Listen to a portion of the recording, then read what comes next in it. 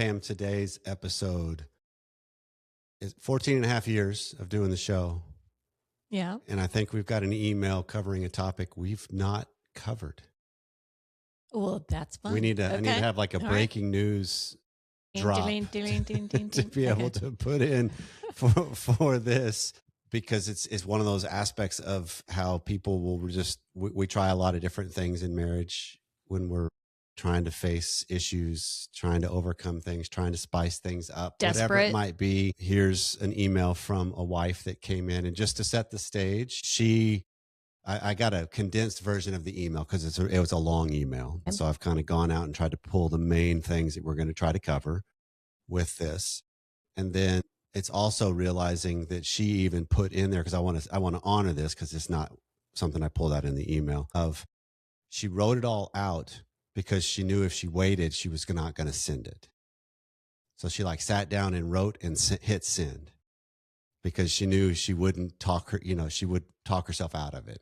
All right. Which is one of the things we do. So I want to honor that, of trusting your instinct enough to say, here's the raw information about us. Sure. And I'm going to trust you guys with it. It's hard to put it out there. It absolutely is. And so I want to honor that. And that's what we'll try to do with our answer of just here's kind of what we think and what we see based on what's going on. Okay. So here we go. So this is from a wife saying, we're both Bible believing Christians. We've both been cheated on in prior marriages. I had childhood sexual abuse, and he shared with me that he'd struggled with pornography in the past.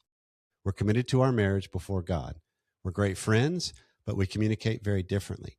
I'm a verbal processor. He cuts straight to the point. And when I'm struggling through something and can't quite articulate it, it frustrates him. So we decided to introduce 2 love dolls, selected closely to find a doll that looked like me, this would be her, and her counterpart, which was due in a couple of weeks, as a way to explore some things together, taking past experiences and making them new and good within our marriage. We spent a long time planning it, shopping together, saving up, lots of laughs, and lots of real anticipation. Then I started fixating on what could go wrong.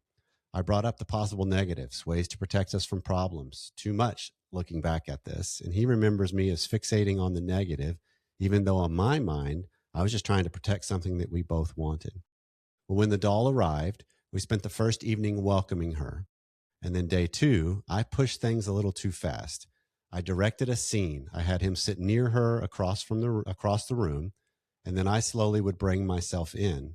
But things started moving quickly, and at some point, something inside me shifted, and I shut down. I got a grimace on my face. I turned away and moved behind him while he was with the doll. He said it was traumatic, completely opposite of what he hoped. Well, the next day was just a mess. I owned my part. I tried to explain that I had no control over what had happened in my brain in that moment. But he's now shutting it down completely, saying sex is just too complicated when you have to deal with all the emotional issues that come with women, let alone my trauma. I'm left feeling like sex will now be out of duty, backed with resentment. I wish I had slowed down. I don't hold it against him, but I think he's holding it against me, even if it's subconsciously. I want to come back from this. Is there a tangible way for us to work through it and come out stronger? I'm feeling the deep fear that this has derailed us, but I'm loving him too much to give up. So many questions here. Okay. So many questions. Let's riff on some of this to start, and then we'll go into kind of the things. I want to pivot it slightly from... I mean, number one, yes, you can come through this. And yes, you can. You both have to work on it. I personally, and maybe we, as we talk through this, don't understand the doll thing. And that just sounds to me like you're introducing the equivalent of a different person into the scenario. But I need to understand this more. So I need to be curious and ask questions. Okay. Yes, because this is one of those things, just to put it from the outset, the doll is not the issue in the way I want to go with this conversation. There's way bigger things. Yes. There. Yeah. The doll was a container for everything that was already going on between them.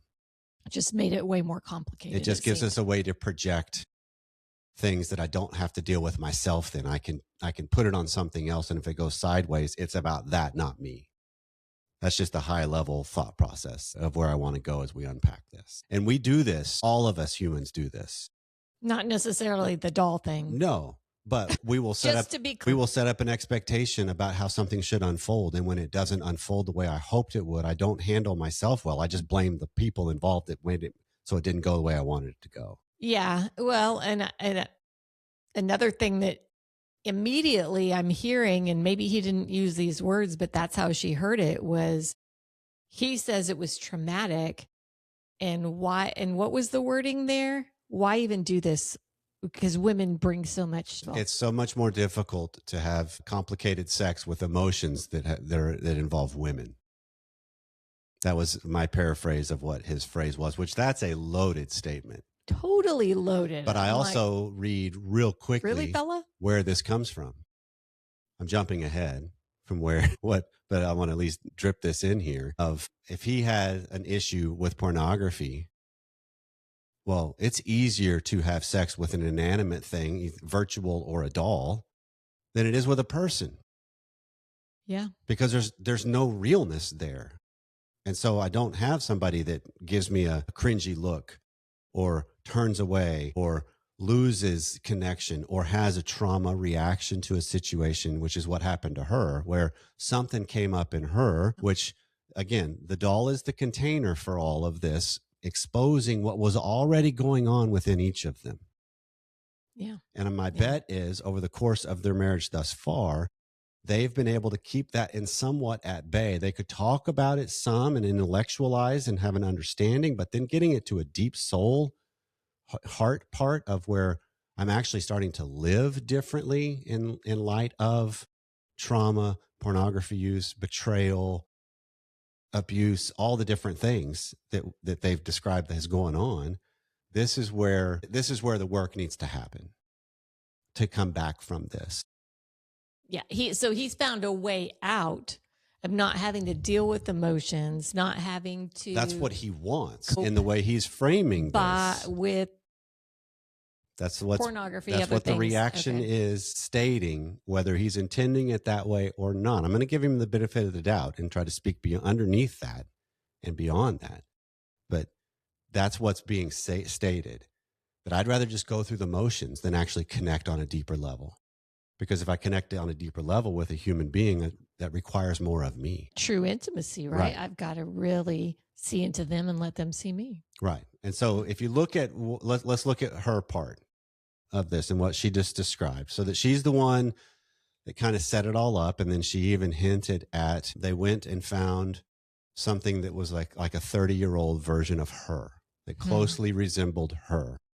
Which that says a lot. What do you think it says? Well, it's this idea of if I find a version of me that's fulfilling, then it starts to get into the scenario of I don't have to face the insecurities I've really got. I don't have to have anything really exposed in this. I can project it all, that'll satisfy. It's a version of me that I'm not. Satisfy who? Him. Well, yeah. I mean, what's the motive? Because this is one of those things that's really complicated. And this is one. So this has been in the inbox for a couple months, and I've wrestled with how to handle this. Part of me wanted to just do it directly via email, but then there's this thing going on in the back of my mind. And then when you and I had a conversation about this a couple of days ago, you're like, I think we should do this, and so that made me let's really dive into it, because we can easily derail this on the extreme that this kind of can land with people when you hear it. It's this like, you did what? And that now all of a sudden you miss everything else that's going on underneath it. Well, what I hear when I hear that, I got how old did they say how old they are? No, they did not.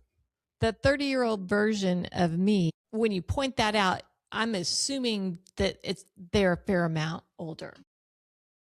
Right. I wouldn't point out that it was the 30-year-old version of me if I were 31. Makes sense. I'm probably pointing that out because I'm at least in my 50s, I'm guessing. Sure. And that version of me is not me today. Exactly. Why would I want the old me that's not who I am now introduced into this situation? And then this goes back to the projection kind of concept. And that's what, when we get into, this might just get all interwoven. And so as this unfolds, everybody may get the full show. Actually, everybody's going to get the full show. Let's just take the time with this that it's due. Okay. Because there's an element of we project things onto other things. Like we project our insecurities on something, we project our expectations on something. And therefore, if it goes sideways, it's not me. And so when you're talking about this 30-year-old version of herself, which she explicitly has stated in her email, it's worth asking, with just trying to be curious about what was she trying to give him as a version of herself in that choice? What's the motivation of it? Is it giving him something that she can't see herself being?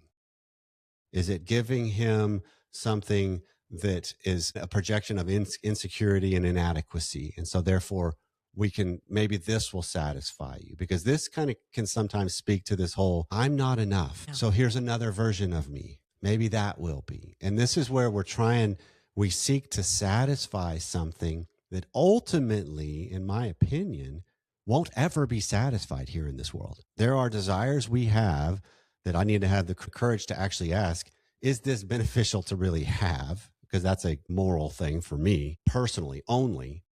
And then, is this something worth seeking if it may not ever be satisfied? And is it not being satisfied mean all is doom and gloom, or can I learn things as I'm seeking? And that becomes a different journey in how I frame this. But it seems like she has, she could give this gift that would make some of the anticipation and excitement possibly, because, all right, well, this is something that doesn't have emotions. And I know my husband doesn't like dealing with my emotions. So this will solve some things, right? And I mean, I can see the logic in this, as far as it's not necessarily logical, but I can see how people kind of follow these paths because it makes sense when you put it in context. Wow, it doesn't make sense to me, but okay. Well, it makes sense on the motivational why we will do what we do. Yeah, I guess if you're in that relationship that you feel stuck, you're looking for some sort of answer. You're looking for something that might be, I don't know, is it supposed to be a quick fix? Is it supposed to be something that might soothe some wounds temporarily? So let's back up then. If we go back to her part and how she says she feels like she moved the train too fast. Like she set it up and she was trying to dictate and set the scene, and she was she got ahead of herself. And so the question then becomes, what was she trying to accomplish by getting ahead of herself? What was she really motivated by here? Because that's worth understanding in her own self. What really drove that with her? Because some of it was based on what she was able to see ahead of time with how do I steer away from all these different potential problems? Because they're smart enough to realize this could go badly. And so she was at least starting to think through this to see it as, okay, what do I need to be aware of? What do we need to be prepared for? What do I, and so she at least sounds like did some of that work. But then when it all started unfolding, where'd she go? What happened with her participation? What happened with her engagement? Because even if you start just directing, that's still not actually being involved. That's just directing. And I don't mean it in a physical sense. I just mean it as an emotional, connected, could something evolve where I'm actually still present with myself in the midst of this? I guess I'm just trying to understand how, even if you're present in the midst of this, how is this a solution for creating connection between the two of you if you're not connecting with each other? Right. By introducing something outside of each of you as a means to try to connect with each of you. I don't, the equation does not add up. That's where the math doesn't add up. Yeah, you're correct. But to try to make sense of what we will do, and then ask myself, what are some of the things that the anxiety and the shutdown and the cringe and she made the comment of, I couldn't control where my mind went. Well, did you get a sense of when it was coming? What was coming? The shutdown. Could you feel the discomfort? Could you feel an uncertainty? Could you feel some reluctance? Could you, because this is that element of when I don't honor myself and who I am in moments, my body will eventually take over and my emotions will take over. And so the goal becomes, how do I get more in tune with the dynamic in myself to see it as, okay, hang on, I don't know if I'm quite ready for this. Because sometimes we can think something's a good idea, and then when we actually get involved in it, we realize, ooh, no, this isn't a good idea. I'm not okay with this, right? This is that idea of how often do we have times in our lives, not sexually, but where I'm trying out a new style with the way I want to present myself and carry myself, or I want to try a new job in a new industry because that seems like that could be good. And you get into it and then you're like, no, this isn't it. Now I've got this dilemma of what do I do? Do I honor and kind of shore up myself and grow into this, or do I honor and shore up myself and make a choice that's different? Because that's what the whole dilemma of this is. And in our sex life, it really gets magnified because we get way ahead of ourselves and project things or play a role in things or do something based on somebody else and what we think they want that I'm not even realize what it's doing to me. And so when you look at her scenario, one way to look at this is it's just she was running ahead of herself. Like she had these ideals that maybe she doesn't actually know what they are. And when they actually started playing out, of course, things would get overwhelming and you'd shut down. Yeah. Well, I mean, anytime you're doing something new, well, I say anytime, I don't like using the words always or never, but the majority of the time you try something new, no matter what area of your life it's in, it's anxiety provoking. So that, I guess that piece of it is not a surprise at all, because I would think that this would be really anxiety provoking. The visualization, the so many things that are come along with this. Mhm. So where do you go with it at this point? With her, Yeah. let's go with him first, and then because I think if we can frame it on both sides, Okay. it can help make sense of the system then. Because frankly, there's not enough data specifically of what does she really need to do. I can give some framing of this, but if she's talking about some past trauma and some different things that have just kind of been under the surface that also will fuel her emotions surrounding some really particular topics, that's worth figuring out on a deeper level with somebody that's a professional. Okay. I, am I just being too short-sighted to say there is a level of don't introduce a doll? No, you're not being short sighted with that. It's just there's an element of realizing that this is a more intense example of what we do as people, where I don't play a role and I do what I think my spouse wants, but it's not by a free choice. She even hinted at this. And now sex is just going to be duty and resentment, which means her role then is have sex with him. That's how she sees the map that's going on of her and him. That's my role. So what does that mean for her? Yeah. Is the sex ever for her? Are there any parts of her sex life that's actually for her? Or is her body just for him? Does she own her genitalia? Or do you get a doll and give that the genitalia? And maybe then you don't have to, and so it just seems like you feel like you're being cheated on all over again. Right. But just with an inanimate object. Mm-hmm. Yeah. That's my perception on it. I get it. But when you look at it from his side and how he reacted to this, because we don't know much about what was going on as it got started, but we do know that when things started changing with her, he picked up on it. So he was aware of where she was and what was going on with her. Yeah. Yeah. And so when he even makes the comment of it's too complicated when emotions are involved, that's a very telling emotions statement. Not involved in this area of your life. So usually that means I just want the good emotions from you, babe. Don't bring the negative ones. Well, suck it up, dude. Because you're getting the bad ones too. If you want the good ones, those come with it. It's a package deal. You are correct. Yeah. If you really want the goodness and the sweetness of a relationship in the long run, you take both of them and you figure it out. Right. And so what's happened then is the way he has responded, the way she's seeing this is he's taking a bad experience and how this unfolded as a way to not have to really just show up. Yeah.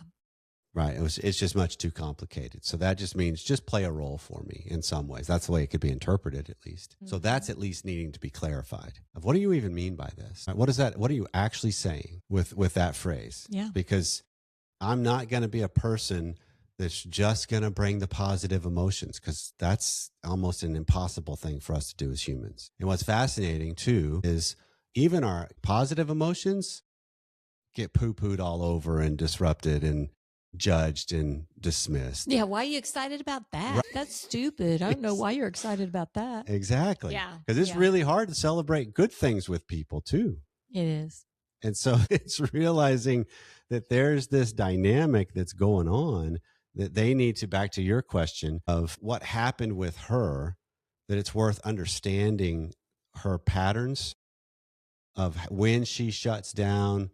Can she explain what's going on with her? Because it's likely not just from this one experience that she's had this happen before. Well, clearly, she refers to trauma when she was younger. And when she was younger, plus has a spouse that cheated on her. There's just any multitude of things that could be going on in her head. And they could all intertwine together. It could be anything. I just highly encourage her to really go talk to someone. I'm like, you got to hash through this stuff. And it doesn't sound like right now it's her spouse to be the one to talk to. He doesn't want to hear it. He's not demonstrating he's an ally in this yet. Not yet. He could be. Not yet. He totally And that's how can you be. get back from it and actually become even better. Yeah. Well, and that her being able to figure out how to start handling those emotions, start handling those things. And let's land there for a second, because this is important to realize that this can easily start to get all wrapped up in, this is what we do as humans too. Yeah. Well, it's easy to just kind of put a bow on the fact that all of this happened because did the trauma actually cause this for her? Did his pornography use actually cause this for him? And that's an easy way to just put it all in a category that's not the whole story. Right? Because again, all I'm doing then is blaming something else. Yeah, not taking care of my own part of this. Right. It's that element of I'm projecting over what went down in my life that was having an impact on me. Absolutely. That's not in dispute. But I can't put everything on that, because the bigger question is, what do I do with the fact that what happened right now as an adult? Yeah. Happened right now as a woman, as a man, in my marriage, in my life, in this moment. What do I do with that? How do I make sense of that? And that's where you find the courage and the resiliency of the human spirit really start to be borne out better. Of you ask the questions of, what was that for me? Where did I go? What just happened? Because until I can figure out what's happening in real time better, because that's what I have to bring to my old things to actually put them to bed better. What do you mean? That's the what old, I have to the bring old to traumas, the old patterns, the old insecurities or fears or whatever. That's what I have to bring my present self to it, to face it. And that's when I know as an adult. I mean, one way I love thinking about this is I think all of us in our minds, in our souls, or however you want to think of it, there's a boardroom going on, and there's various versions of ourselves in there. And the main players are the ones where something pretty big happened in our life. And it usually wasn't a very good thing that happened that makes those people still be a part of our journey. Sure. And so if I've got if she's got a 10-year-old, 8-year-old little girl in there, well, I'm just going to throw a number out. She's 43 right now. I don't know if that's true, but the 43-year-old version of her that's able to ask herself the question of, what do I do with the fact that what just happened now? As a 43-year-old me, what do I do with that woman right now? Right? As an adult, how do I handle it? What went down? That's the woman that can go to my 8-year-old and say, what do you need? My 8-year-old self that's living inside me. Right. Yes. The 8-year-old version in that boardroom. Yeah. What do you need? What do you need to feel safe? Okay. A 43-year-old woman can help bring that to the 8-year-old girl inside her. Yeah. Right. And it's kind of an easy way to think through this and get a category of who are the people in my boardroom, because that's who helped set up this scenario as a way to not have to deal with some of the deeper things. Mm-hmm. And instead it's like, let's do this.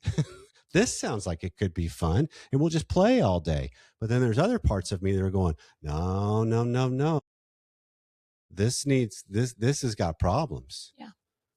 Because this is too close to what I went through. So that's internal family systems is one of the ideas of this. But it's just kind of realizing that what's actually happening is this isn't about relitigating the experience with him. Because she even said that we got back together and tried to talk it out and it just was a mess.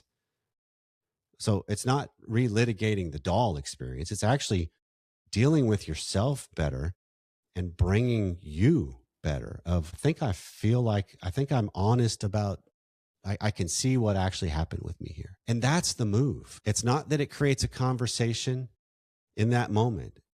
It just creates movement. And movement is so much different than resolution.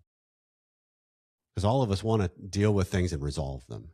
Sure. But we have to realize movement is actually what's much more important most of the time. Because it's if I'm not actually moving towards something with a more whole self, a more full self, that's who I am now as much as possible, I don't actually know what I'm trying to resolve. Well, and resolution is so far in the future, right? I mean, we get there, but can I at least I think the movement part gives you hope. If I see things going, ideally, at least in a positive direction,